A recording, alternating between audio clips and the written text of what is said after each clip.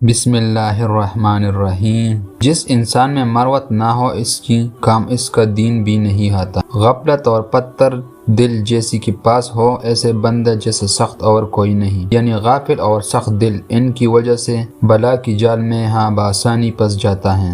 اس بندے کے پاس بیٹھا کرو جس کے دیکھنے تمہیں خدا کی یاد دلا دے اور اس کی ہیبت تمہارے دل میں مقیم ہو جائے۔ وہ تمہارے زبان فعل سے نصیحت کرے نہ گفتار سے۔ تقوی ہمیشہ دور ہو جاتا ہے اس سے جو تمہیں اللہ سے دور کر دیتا ہے۔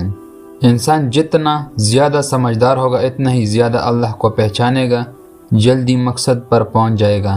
اگر حق تعالیٰ نے تمہیں گفتار اور کردار دونوں عنایت کی ہو تو یہ بہت ہی بڑی سعادت ہے، اگر صرف کردار ہو تو لعنت ہے۔ جو مالدار ہے اس کے لیے تو عضو سے بہتر اور کوئی شے نہیں، اور نادر کے لیے یہ کہ حق تعالیٰ سے ثواب و اجر کی امید نہ چھوڑیں، اس پر بھروسہ کرے اور مالداروں سے استغنا نہ کرے بلکہ اس کے ساتھ کبر سے پیش آئیں۔ جو کوئی علم و حکمت اور بزرگوں کی باتوں سے دور رہے اس کا دل مر جاتا ہے، اس سے اس کی حماقت، ہمدردی، نیکی کا جوش اور مروت سرگرمی نہیں رہتی۔ جو اپنے آپ کو عاجز اور کوار سمجھ کر سلوک کرتا ہے خدا اسے رفع القدر بنا دیتا ہے، اور جو اپنے مغرور ہے اللہ اسے دنیا میں خوار کر دیتے ہیں۔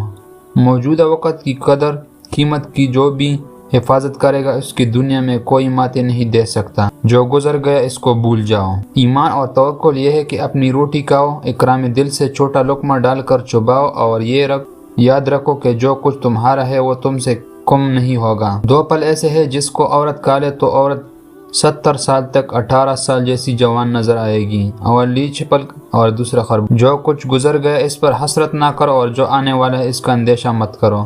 تجارت سے حلال روزی پیدا کرنا بہت ہی بڑا اجر و ثواب ہے۔ جو محنت سے کماتا ہے وہ اصلی مومن ہے۔ جس نے حرام کا ایک لقمہ بھی کھا لیا اس کی کوئی عبادت قبول نہیں۔